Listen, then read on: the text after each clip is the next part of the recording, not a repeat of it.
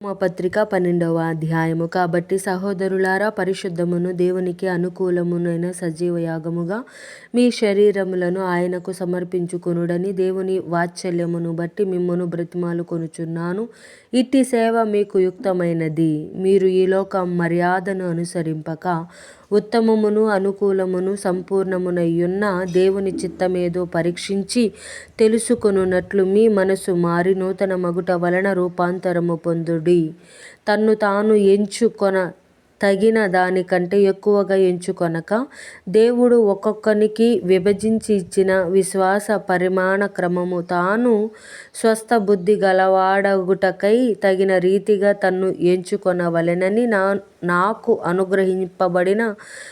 అనుగ్రహింపబడిన కృపను బట్టి మీలో నున్న ప్రతి వానితోనూ చెప్పుచున్నాను. ఒక శరీరములో మనకు అనేక అవయవములుండినను ఈ అవయవములన్నిటికీ ఒక్కటే పని ఎలాగూ ఉండదో, అలాగే అనేకులమైన మనము క్రీస్తులో ఒక శరీరముగా ఉండి ఒకనికొకరము ప్రత్యేకముగా అవయవములమై ఉన్నాము.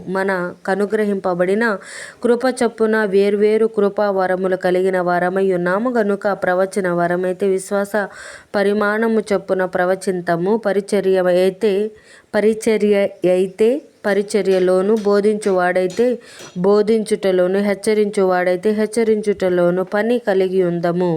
పంచిపెట్టువాడు శుద్ధ మనసుతోనూ, పై విచారణ చేయువాడు జాగ్రత్తతోనూ, కరుణించువాడు సంతోషముతోనూ పని జరిగింపవలెను. మీ ప్రేమ నిష్కపటమైనదై ఉండవలెను. చెడ్డ దానిని సహించుకొని మంచి దానిని హత్తుకొని ఉండుడి. సహోదర ప్రేమ విషయములో ఒకని యందొకడు అనురాగము గలవారై, ఘనత విషయములో ఒకనినొకడు గొప్పగా ఎంచుకొనుడి. ఆసక్తి విషయములో మాంద్యులు కాక, ఆత్మ యందు తీవ్రత గలవారై ప్రభువును సేవించుడి.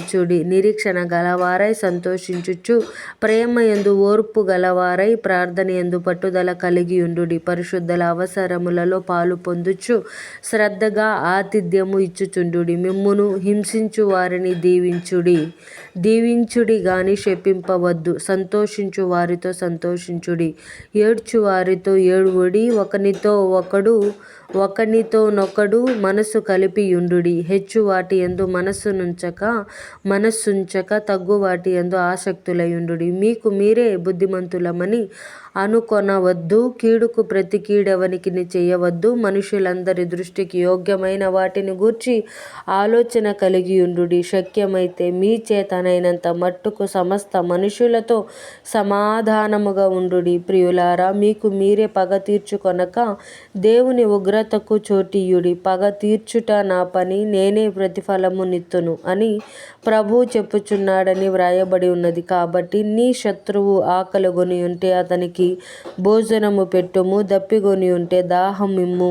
అలాగు చేయుట వలన అతని తల మీద నిప్పులు కుప్పగా పోయుదువు. కీడు వలన జయింపబడక మేలు చేత కీడును జయించుము.